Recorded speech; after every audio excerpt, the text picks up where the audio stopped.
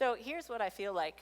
Like I've been sitting on the bench, and before the sports teams, or the games, they're like, come on, put me in, coach. All right, it's my turn. Like, come on, come on, come on, come on, it's my turn. I'm in. Let's go. I'm a little stoked. It has been a joy from the beginning to see what God has done. God had laid this on my heart, or something similar. And so Gretchen came to me, I don't know what month it was, like June or whatever it was. And she said, you need to think about this and get your no ready. And I said, okay, for what? And she said, Darren's got this idea for an anxiety conference. And I was like, I'm in. God had already laid it on my heart. Like I said, it wasn't necessarily this. And for the record, we were supposed to max out at 80 when we were planning everything. There was no chance we were going above that. So God clearly had different plans, and I'm so grateful. But first of all, it's super exciting. Oh, it was also a tremendous blessing to me to watch this happen. If you helped in any way with this weekend, notebooks, picked up food, like whatever, would you stand up, please? I'll stop acting like nobody did this. Stand up if you decorated. If you, stand up. If you prayed for me, stand up. Yeah. Jerry, I saw you stuff notebooks. I was watching, see? It has been fun for me to watch all the members of one body. Praise God, it has been a joy for me to come to this. I love what I do as a counselor. I was in third grade. My dad was a school counselor, and he used to come home and we'd talk about the kids, and of course he couldn't tell names, but he'd be like, well, we had this situation at school today, and we would sit and talk about, why do you think they did that? So literally I was in third grade, and I knew what I was going to do. I never changed my career path. I know all of you teenagers hate me right now, because I knew from third grade, I knew exactly what I wanted to do with my life. And that's where God took me, and it's been a pretty awesome ride. So I come before you humbled to be here and grateful for the opportunity, and I pray that God uses it for his glory and all of our good. And so with that, let's start with a cartoon.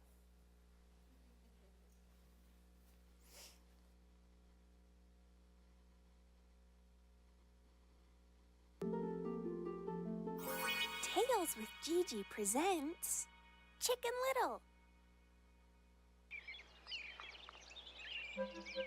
Chicken Little liked wandering about in the woods. She liked looking at the trees and smelling the flowers.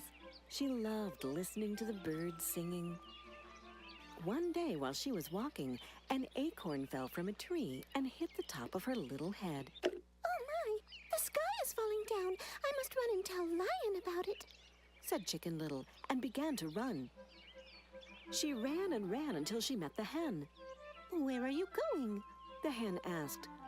Oh, Henny Penny, the sky is falling down, and I am going to see Lion and tell him all about it. How do you know that the sky is falling down? Henny Penny asked. It hit me on the head, answered Chicken Little.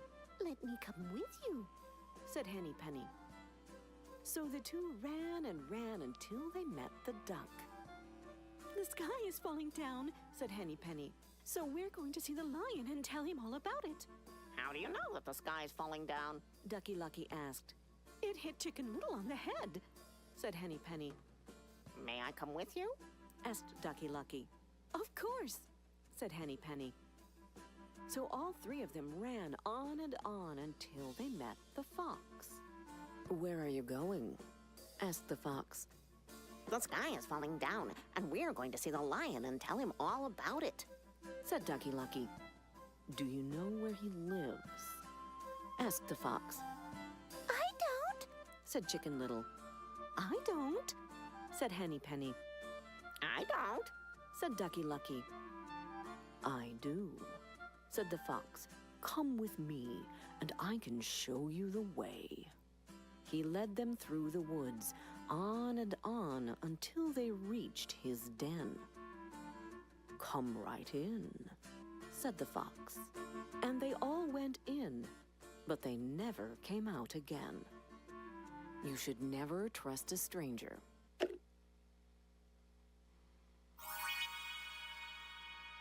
Did you like this? So, that's probably not what you were expecting when you came tonight. But if you laughed, giggled at all, please raise your hand. Now, keep your hands up. This is Simon Says. Simon didn't say put them down. So leave your hand up. You may put it down if you have never been that person who had one little thing happen and all of a sudden the sky was falling. Yep, that's what I thought. Now you may put your hands down. Yeah. So the title for my presentation, Beyond the Anxious Heart, is Chicken Little, From an Acorn to the End of the World, right? Because that's what we do. We take one thing and it becomes the end of the world. So the definition of anxiety, and another thing, it's just been so cool to watch God work as I listen. I'd never seen Sarah's presentation. She asked if I wanted to read it. I'm like, I don't need to read it. You're going to see so many things. Same with Pastor Dan. It's going to be so cool to watch God work this weekend. All right, and you don't have to get this word for word. Just listen for a minute the first time. I'll read it a second time. What is anxiety? Anxiety is defined as a painful or apprehensive uneasiness of the mind, usually over an impending or anticipated ill, a fearful concern or interest, an abnormal or overwhelming sense of apprehension and fear, often marked by physiological signs such as sweating, tension, increased pulse, or by doubt concerning the reality and nature of the threat, and by self-doubt about one's capacity to cope with it. So let me read that one more time. Anxiety is defined as painful or apprehensive uneasiness of the mind, and this book's for sale in the back for the record, in case you just have to have it. Okay, a painful or apprehensive uneasiness of the mind, usually over an impending or anticipated ill, a fearful concern or interest, an abnormal or overwhelming sense of apprehension and fear, often marked by physiological signs such as sweating, tension, increased pulse, by doubt concerning the reality and nature of the threat, and by self-doubt about one's capacity to cope with it. Okay? So, this is the book that my Friday night session is completely coming from, 7 Answers for Anxiety by Dr. Gregory L. Jantz. Got to make sure and give him a little nod there. So number 1 is don't feed the monster. Okay? And the question is, what feeds the anxiety monster? Is that me making noise? No? Okay. What feeds the anxiety monster? So can anyone give me examples? And I'm interactive, so y'all are not going to sit there and be quiet. Give me examples of any kind of thing that might feed anxiety in anyone's world. Doesn't have to be your own. And you're going to be loud. Perception, okay? How you perceive things that are happening, absolutely. And again? Flying, oh yeah, in airplanes, absolutely, sure. Fear of the unknown, absolutely. Mortality, sure. Y'all are going to have to be faster or you're not going to get out on time.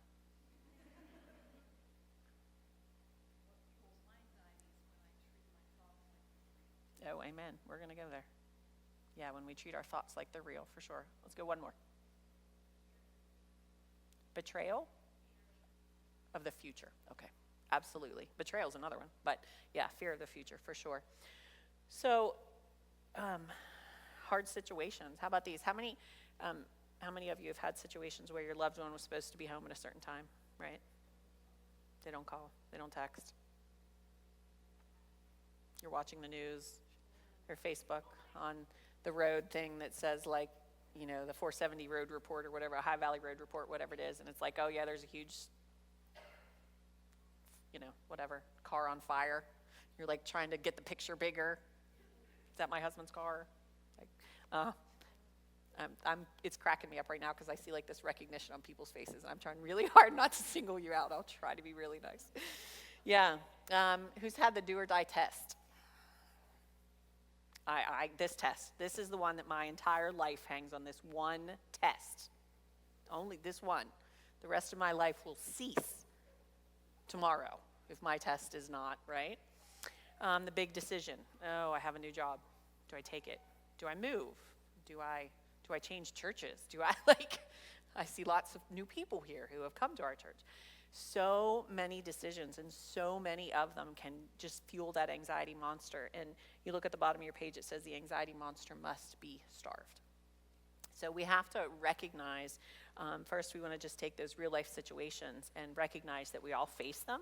And so how do we face them and still starve that monster? Okay, so Jeremiah 17:9. Somebody somewhere near the front. Want to read that pretty please? I'll come close to you. You gonna read? The heart is deceitful above all things and desperately sick. Who can understand it? Yeah. So, yes, the whole whatever I feel must be truth, lie out of the pit of hell. Satan loves it. Just because there's a thought in your head doesn't mean anything except that there's a thought in your head. That's all there is to it. And so that's something else we have to make sure we understand is something that feeds the monster versus starving the monster, right? So you're going to see the difference here. Objectivity versus subjectivity. So which one of them do you think starves the monster? Y'all want to go home? Thank you. Objectivity, absolutely. And so which one feeds the monster? You're so smart. Okay. So let's look at the chart of objectivity versus subjectivity. So objectivity determines what you do and do not know. Okay? Looking outside of yourself to help evaluate the truth of a given situation.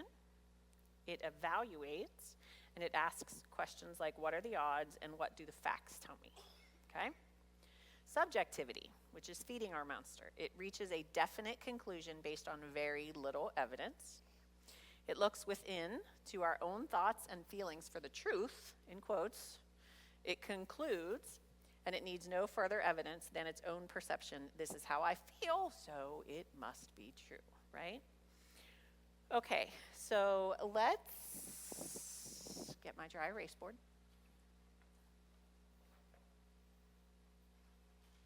We're going to make a chart. Thank you so much, lovely assistant.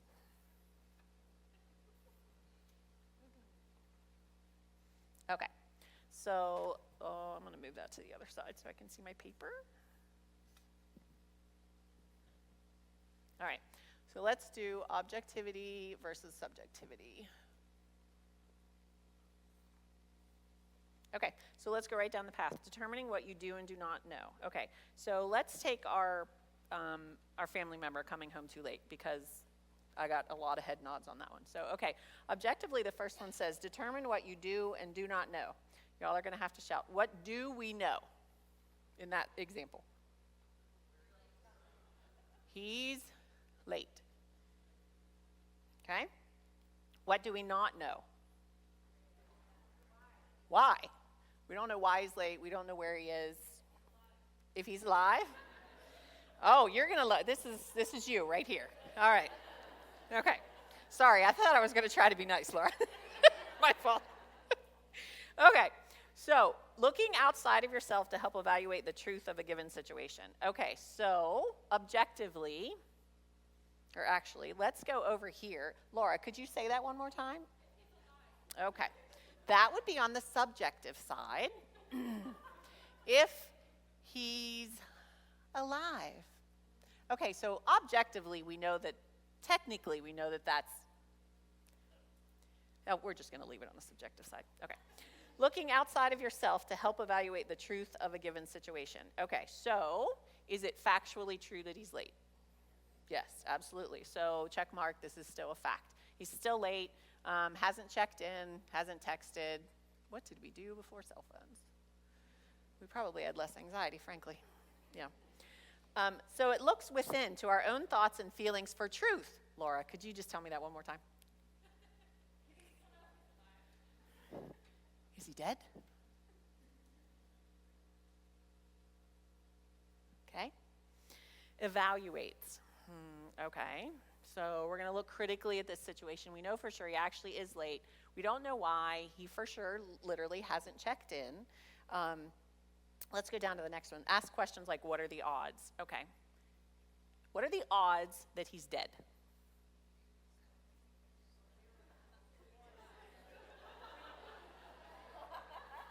Laura, how many times has your husband still come home?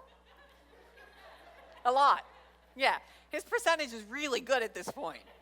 Like, okay, his numbers look really good in the past. He's batting 1,000. If he were in the baseball leagues, like, he'd be drafted. He's doing really, really well. So the odds, okay, well, they're really slim that he's dead. That's an M. He's dead. Okay. And what do the facts tell me? Okay. Anybody ever had their spouse be late, or their loved one, whoever we're thinking about here? Any of them ever been late before? Raise your hand. How many of them have arrived home alive? Okay. Now, I don't mean to minimize if there's someone in here who honestly had a situation. I mean, obviously, tragedy happens, and we'll get to there, because tragedy really does happen. But for the majority of us, they come home. So the chances are very slim that he's dead, and there's a pretty good chance he's just late. Okay? And so on the other side, we're concluding, is he dead? Yep. I looked up that Ohio Valley Road report, and I saw that there was a crash on the interstate, and that's the direction he was coming, and even though he never takes that route, that is definitely the route he took tonight. I am sure that he took that route, and he is the one, and yep, he's dead. That's pretty much the end of it. We don't need any further evidence because this is how I feel, so it must be true. Okay? All right.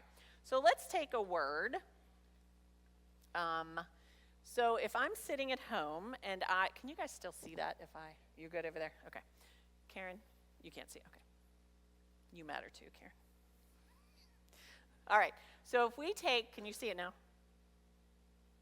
Can you see this? No? Okay. So if you are sitting at home and every thought in your head is, he's dead.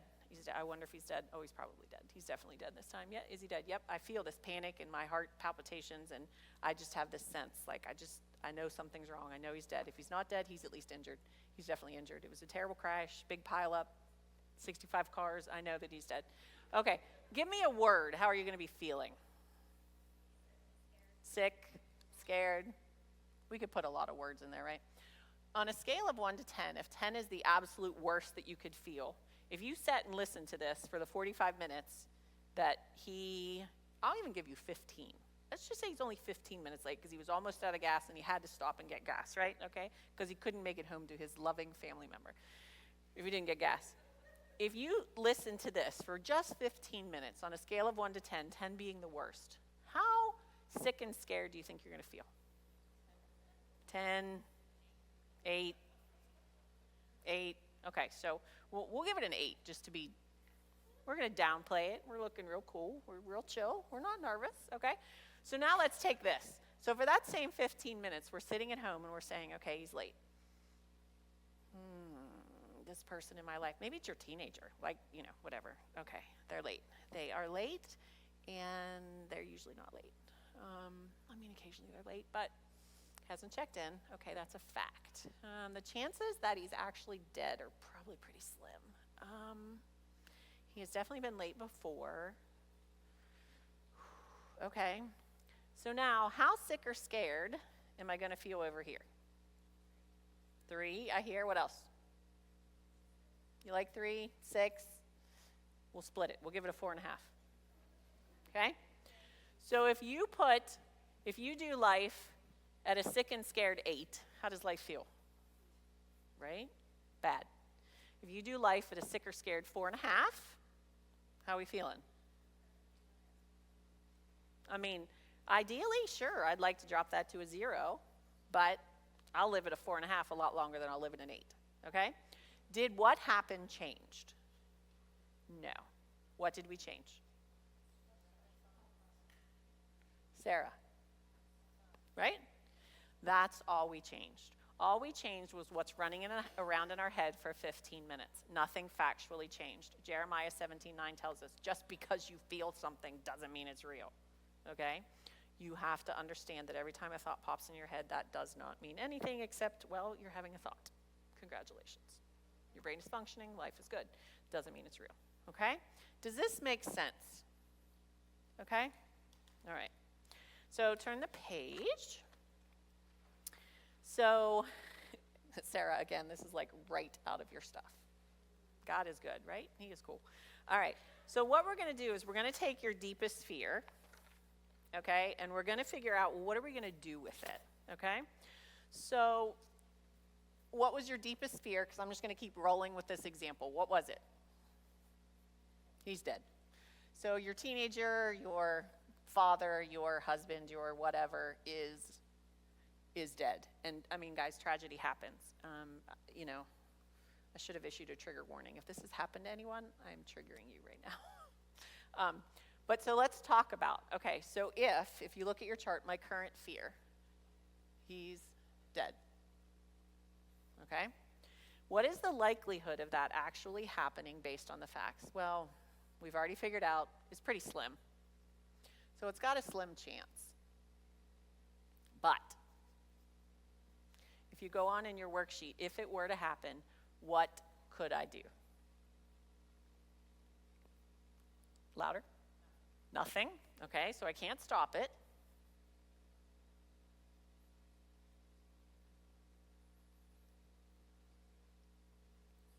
Two of you, by worrying, can add an hour to your life, right?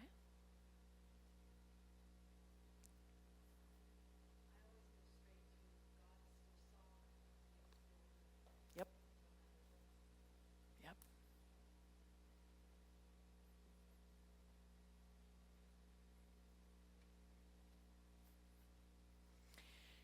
And if we're talking, let me just, like, personally for a moment, I adore my husband. I am so blessed. Phil, this cracked me up. Phil said to Scott Sunday, now I see your wife's presenting at that conference. Now I understand why you're so calm all the time, because she's taught you all about anxiety. That is so not true. So not true, okay? He does not need me in any way, shape, or form to be that even keel. Like, that's just who he is. I am so grateful for him in my life. But if he dies tonight, if all of my hope is set on him, then my hope is in the wrong place. Now, that does not mean you are not going to see me blubbering and trying to figure out how to pick up my life and go on and all of those things. Those things are all very real. But if that happened, God is not done with me unless God takes me home too. If he is not done with me, he still has plans for me that are good and not for evil. He still came to give me abundant life and life to the full and joy. That's what we have to add here. God is still sovereign, and he's not done with me. Do you see that? Guys, I know life is hard. I know really hard stuff happens. And we get diagnoses, and we have car accidents, and we have heart attacks, and like, I know a lot of really hard stuff happens in life. But there really does come a point where we have to say, but I'm not in control. I am not in control. And there really does come this point of either Jesus is Jesus or he isn't. You know, I think it's in Mark. It talks about the man who wants his son healed, and he says, help, I do believe, Lord, help my unbelief. I couldn't tell you how many times I've prayed that. I do believe, Lord, help my unbelief. Let's be real. Like, I got news for you. If my husband dies tonight, I'm going to be a mess. But I have a church that loves me. I have kids who, God is still so not done with me. Still has so many things left for me. And we have to finish this. And so we can't stop here. You've got to go all the way through and finish it. So if it were to happen, what could I do? So now if I'm sitting at home, and this is my biggest fear, but instead I look at it objectively, which I just erased, and I went down that whole objective board, and now I'm sitting at a 4.5, and I'm still like, man, now he's like an hour and a half late. And now I'm like, whoa, this is really weird. Something's like wrong. Then this is it. You know, I'm going to do whatever I can in my humanness. You know, whatever that might be, I'm going to track him on Life 360. That's what I'm going to do. But anyways, if we didn't have that, so, Lord, you're still not done with me. I don't know what you have for me next, Lord, but whatever it is, I'm still going to be yours. And that's so important. We want to tackle these fears because these fears paralyze us. They paralyze us and make us think that life's going to be over if this thing happens. Well, I don't want this to happen. I don't want this to happen. But this is still true, regardless of how much I don't want that to happen. So that's in there just to help you look at what are your main fears. And let's stop being afraid of them. Let's figure out what they are and let's deal with them head on. So the next page, steps to take to maintain your objectivity. So the first one is you're going to turn down the volume.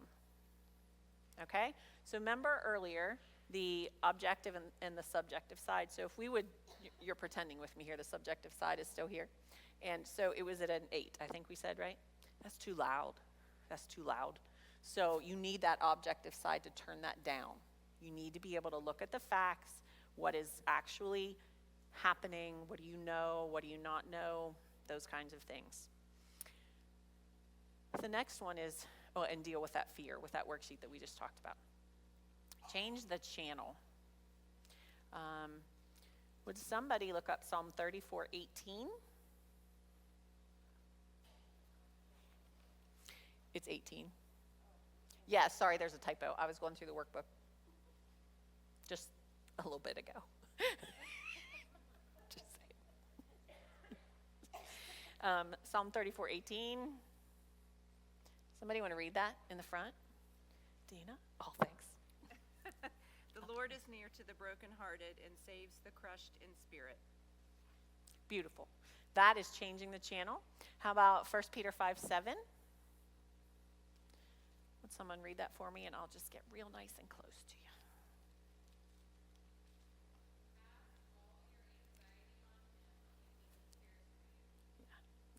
Change the channel. It's exactly what, I almost said Laura, it's exactly what Sarah was talking about in terms of truth. We're going to, there's a difference between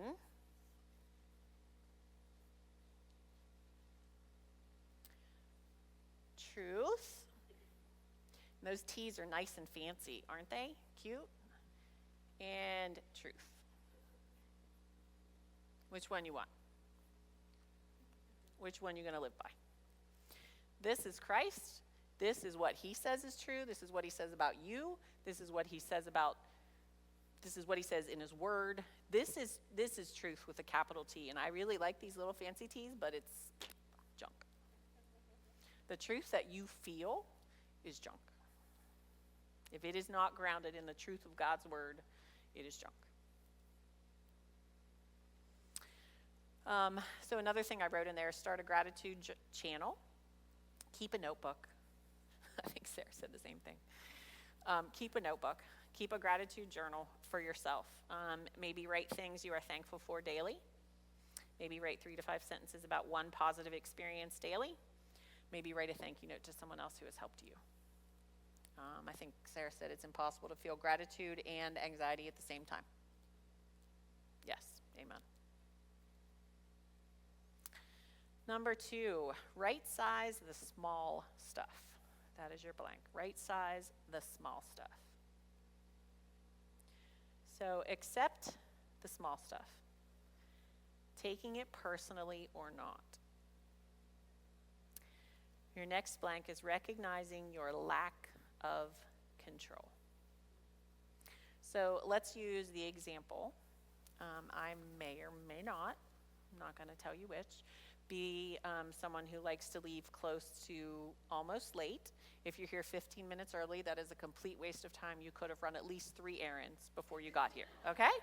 And my child will testify to this. Like, if I can squeeze in one more thing, I will do it. So then if I get stopped at 4 red lights in a row, that was not in my plan. That is not acceptable. And that is me personalizing what is happening in my life, right?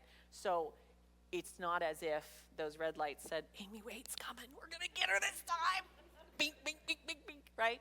It had nothing to do with that. It's just all about me. I think it's all about me because I have a me focus. So we have to look at those small things in life and recognize that they don't have anything to do with us. They just exist.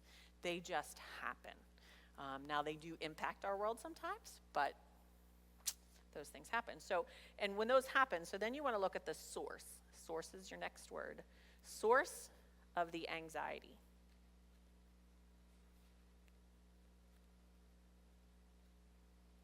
So I use the example of being in line at the grocery store. So if I have 15 extra minutes and we need milk at home, I may or may not decide to run to the grocery store, thinking that I can get in and out and get 4 gallons of milk and still make it wherever I need to be.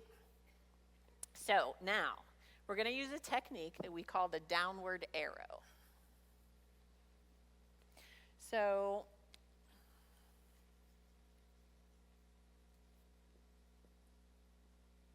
you take your first thought that you're having anxiety about. So I'm in line at the grocery store. And then I say, okay, why is that a problem?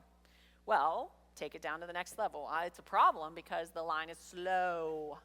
And I ain't got time for this, right? Well, why is that a problem? Well, because now I'm going to be late. Well, why is that a problem? That's when it starts to get really to the heart of the issue. Why is it a problem for you to be late? You know, are you struggling with perfectionism? Are you, do you think that the world can't go on without you? Do you think that no one can fill in your role? Do you think, I mean, I don't, you know, and some of those answers can be okay, like, well, they're depending on me, and I said I would teach, and you know, there are going to be kids running around like hoodlums because no one's going to be in the room. I mean, so there can be legitimate answers to that, but that's one of the places where you can use this technique to just figure out what's causing you anxiety, and then, well, okay, why does that matter? And just take it down until you get to something that you're like, and then you want to figure out, is it something that stays or is it something that goes? So, for instance, the perfectionism. Well, is that how God sees us? Is that what God expects from us? Does God expect us to be perfect? Well, no, there's a lie out of the pit of hell. That one's got to go. So then this goes back to, are we at little truth? Or are we at big truth? Okay? Makes sense? And then the serenity prayer is there. God, grant me the serenity to accept the things I cannot change. I mean, really, we could take this back to the example where I'm worried my husband's coming home late. What's wrong with him? You know, there are some things I can't change. The courage to change the things I can, well, if I'm dealing with perfectionism, I might want to deal with that one. I might really want to fight that one, and the wisdom to know the difference. Anybody ever thought they had a little more control than they actually do? Maybe. Alcoholics Anonymous uses that, and I was just thinking when I was going through the notebook tonight, let's start a PA. We're not going to be physician's assistants, and we're not from Pennsylvania. We're going to be Perfectionists Anonymous. I think, like, I could make millions. I can write a book. I'm gone. I'm moving to a place where they publish books, and I'm out. I'm going to be a millionaire. Anyways, Perfectionists Anonymous. That's my new thing. All right, if you turn your page. So being anxious is a trait. That's your first blank. It is a trait. But staying anxious, here's your blank, is a terrible way to live.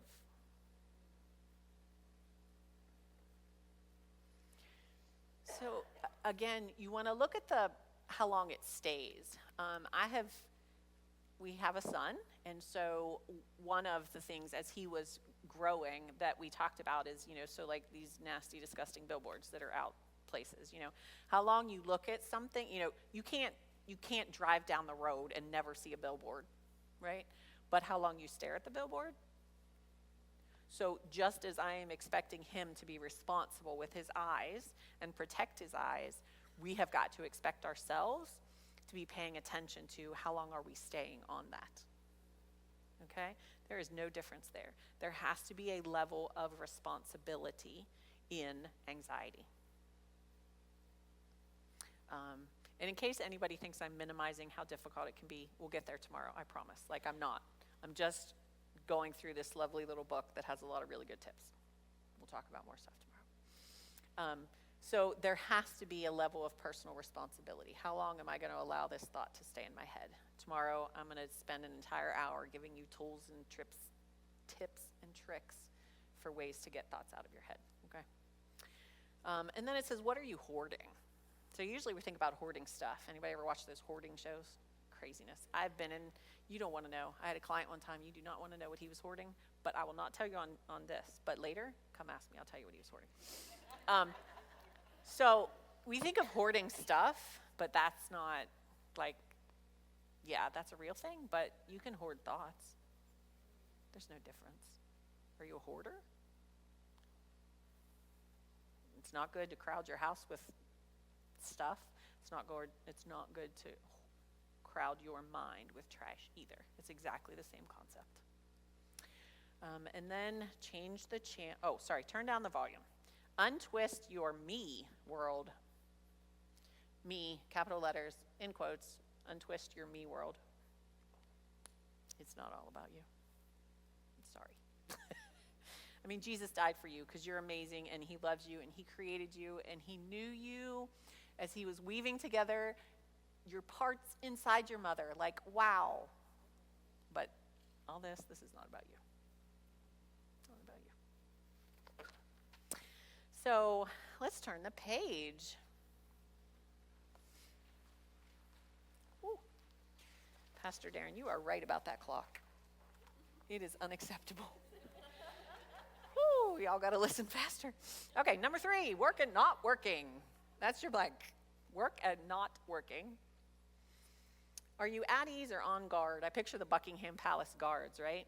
Those guys are crazy. And the ones who guard the Tomb of the Unknown Soldier, same thing, incredible. If you've ever seen them, absolutely incredible. So the question is, I cannot relax or I will not relax. We have to understand there's a difference between those two things. I cannot relax unless I'm safe, but I never feel safe. So then I never am safe because my anxiety is always telling me there's something wrong. So then I'm never actually safe, so I can never relax. Well, being safe is objective. I can tell you that right this moment, we are safe here. We are safe in the hands of God. We had a tornado at our place a couple of years ago. We were safe because that's what God willed, was for us to survive that tornado. We also happen to have security around, and we have all kinds of, all doors locked, and so that's an objective thing we can look at and say, what are the measures we've taken to be safe? You want to take a self-defense class? Great. Whatever, do some things. That's great. Feeling safe is subjective.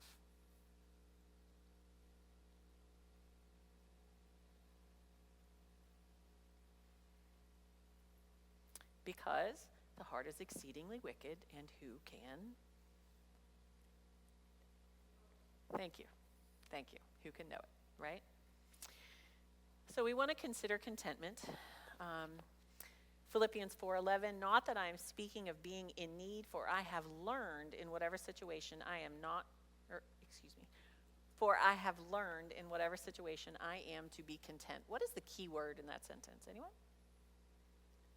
Learned. That's exactly right. Do you think Paul was born like this amazing giant of the faith? No, I'm pretty sure that happened over the course of his life as he sought Christ. Well, and then he sought Christ, but he was kind of wrong. And, anyways, he sought God. He needed a little wake-up call, the whole road to Damascus kind of thing. So even Paul needed a pretty serious wake-up call. 2 Corinthians 22, 23 to 28. Are they servants of Christ? I am a better one. Again, this is Paul. I am talking like a madman, with far greater labors, far more imprisonments, with countless beatings, and often near death. 5 times I received at the hands of the Jews the 40 lashes less 1. 3 times I was beaten with rods. Once I was stoned. 3 times I was shipwrecked. A night and a day I was adrift at sea, on frequent journeys, in danger from rivers, danger from robbers, danger from my own people, danger from Gentiles, danger in the city, danger in the wilderness, danger at sea, danger from false brothers, in toil and hardship, through many a sleepless night, in hunger and thirst, often without food, in cold and exposure. And apart from other things, there is the daily pressure of me on me of my anxiety for all the churches. Anyone had it worse than Paul? No.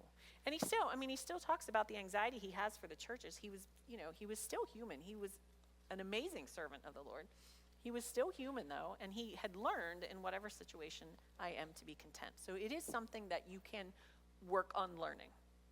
I believe in medication. We'll talk about all that tomorrow, but it is something you have to actually do. You have to work on. If you turn the page, Relaxation 101. So here are 4 steps that you can take to turn down the volume. So the first one is controlled 4-square breathing. Pretty basic. You inhale 4 counts, hold it 4 counts, exhale 4 counts, and pause for 4 counts. Okay? Slowing your breathing. You can actually, if you decrease your breathing, it'll help bring down your heart rate. It'll help bring your racing thoughts. It'll help everything to just slow down a little bit.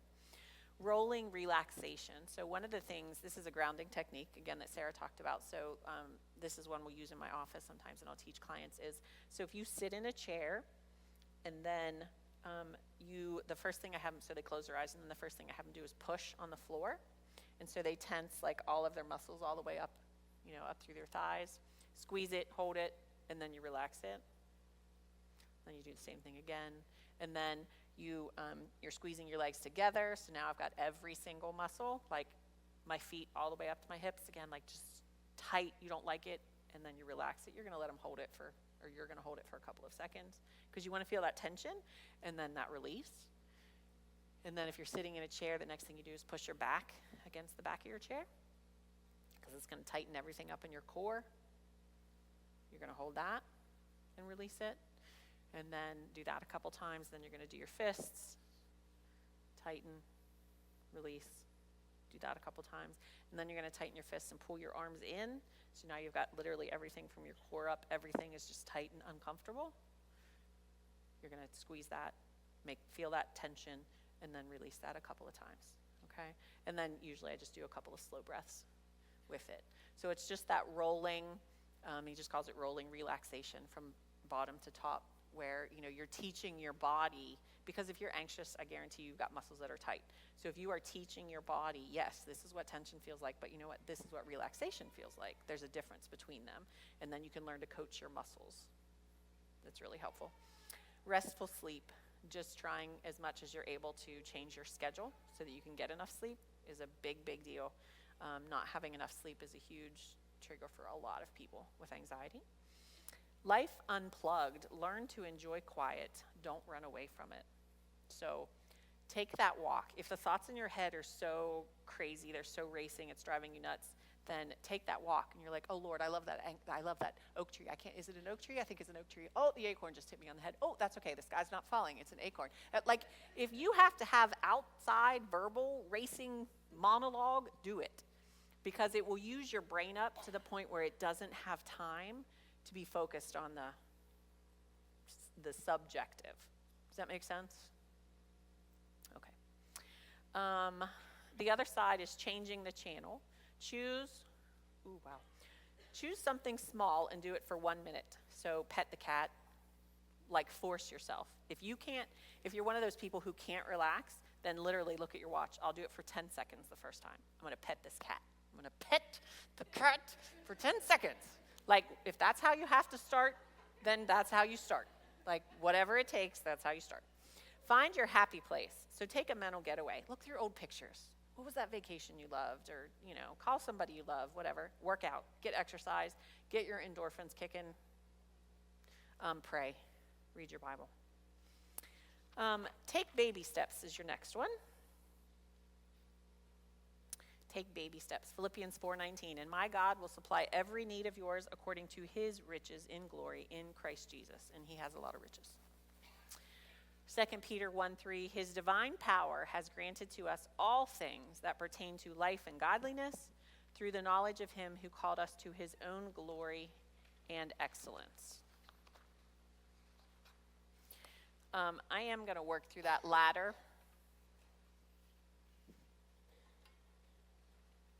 Quickly, I want to show you how to do this, okay?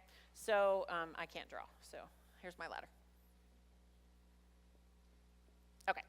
So if something that I am crazy anxious about is driving, okay, I'm just going to grab one. So up here at the top of the ladder is I am going to drive. Okay? If this is what you are deathly afraid of, then you're going to take it all the way down to what is the thing that is the absolute furthest away, but actually somehow connected to the fact that I need to go driving. If you are so deathly afraid of it that looking at a car causes you anxiety, then that's your first rung, all the way on the bottom. Look at the car. Don't even get in it. Don't tell yourself, I'm not getting in the car. All I'm doing is looking at the car. And then what you're going to do is you're going to use some of those techniques, and again, we're going to do a lot more of them tomorrow, but like the rolling relaxation, that would be a technique, the controlled 4-square breathing. That's what you want to practice. If your anxiety is like, let's use that 0 to 10 scale again. Let's say the first time you look at the car, you're a 10. I don't want you to do anything else with looking at a car until you've got this down to like a 3 or something very manageable. Okay? Does that all connect to what I've been telling you already? Okay. So then, what's your next step? Like, I don't know, you're going to open the door. And you're going to do the exact same thing. If the first time you open the door, you think you're going to lose your mind, you're going to keep opening the door. Your neighbors are going to think you're a little off, but it's okay. You're going to open the door, and you're going to keep doing that, opening the door, whether it's once a day, 100 times a day, I don't care, until you can drop that 10 down to a 3 or something manageable. And you're just going to literally step it up. So then you're going to start the car, or sit in the seat. And then, actually, you're not going to start the car yet. You're going to look at the knobs. And then you're going to start the car. Oh, gosh. My handwriting's off. Okay. You get where I'm going with this. Every single time you take a tiny step, it's good. You need to celebrate those tiny steps. And you're not going to go to the next rung on your ladder until your anxiety level number has dropped to something that is much more manageable. And you're telling yourself at the beginning, all I'm doing is looking at the car. I'm not doing anything else. Amy, you don't have to drive the car. You don't have to drive the car until your numbers are way down. We're just going to look at the car. And you're going to do the same thing all the way up through until you reach this. This might take you, I don't know how long it's going to take you. But what I know is that if you're heading in the right direction, then we're working towards our goal. And then, you may have to go back to if, then what. So if your biggest fear is I'll never be able to drive again, well, then you're going to make a plan for what happens if I can never drive again. Maybe I need to move closer to town where there's a bus. Maybe, you're going to have to deal with those things. But you're just going to keep working until your numbers drop. Good? All right. Faster. Conquering anxiety is not a sprint. That's your first blank. It is a marathon.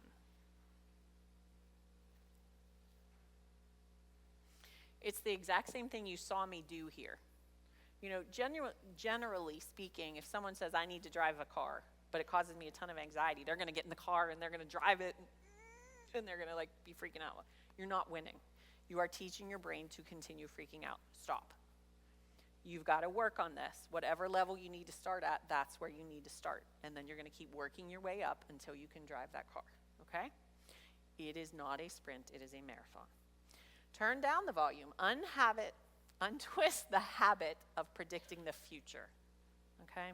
The future is your word. There's somebody in here with really expressive eyebrows, and they are killing me right now because I can watch their eyebrows moving with me. I'm loving it. Okay. Untwist the habit of predicting the future.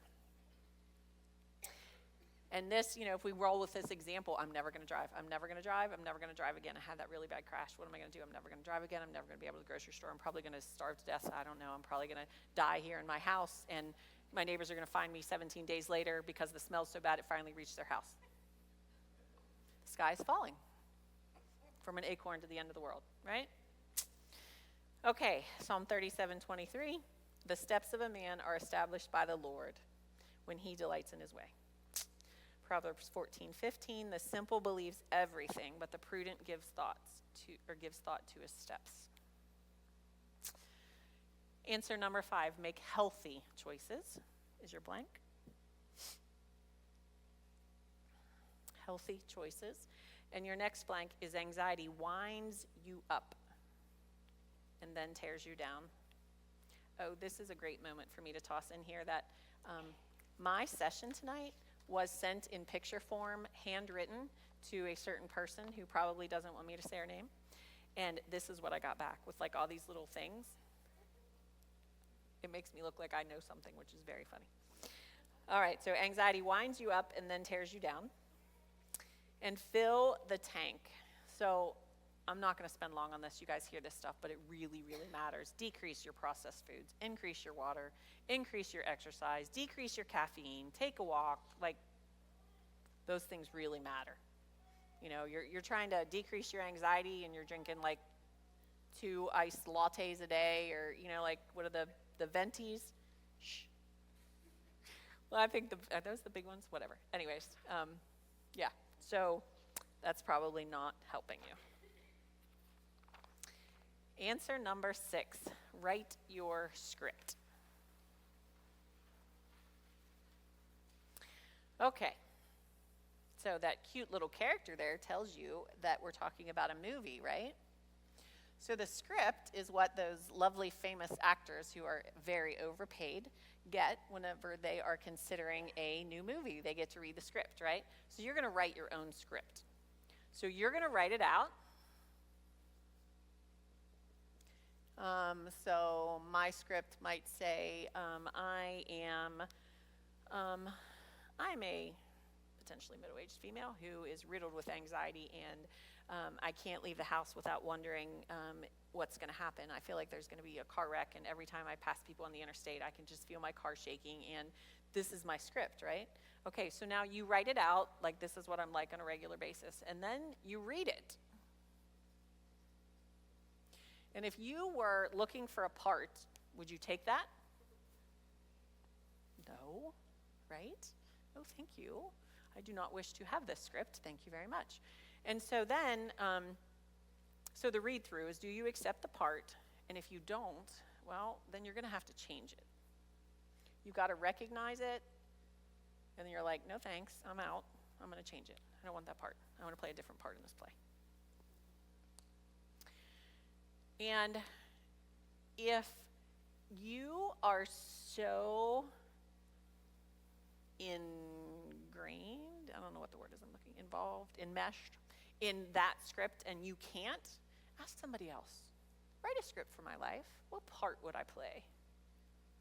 And see what they say.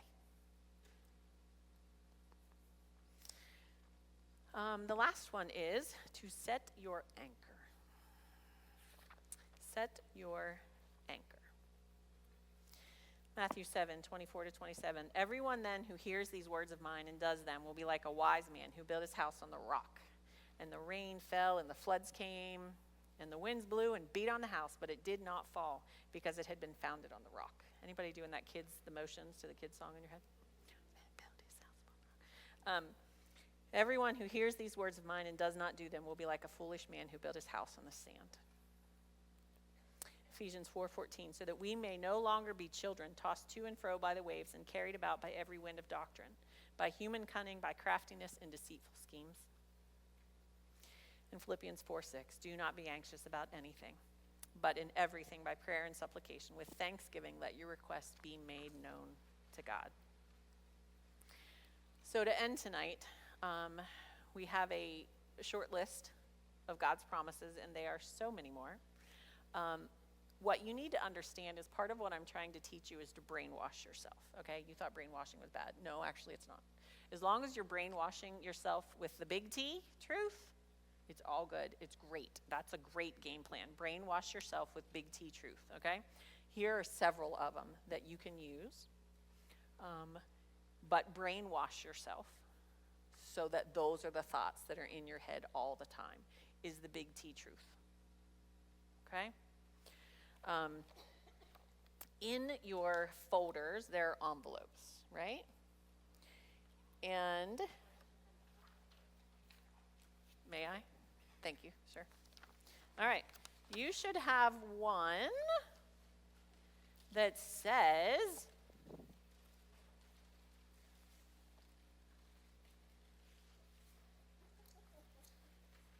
When you get it out, let's all read it together. Are you ready? The sky is not falling. The sky is not falling. I am grateful for the opportunity to talk to you all. I'll be back tomorrow. You want to come? If you don't want to come. Tomorrow I will focus more on, like I said, tips and tricks, and we'll talk about when should you seek professional help, medications, a lot of those kinds of things. It's been a privilege, and is someone else closing us? Oh, we're going to sing, okay.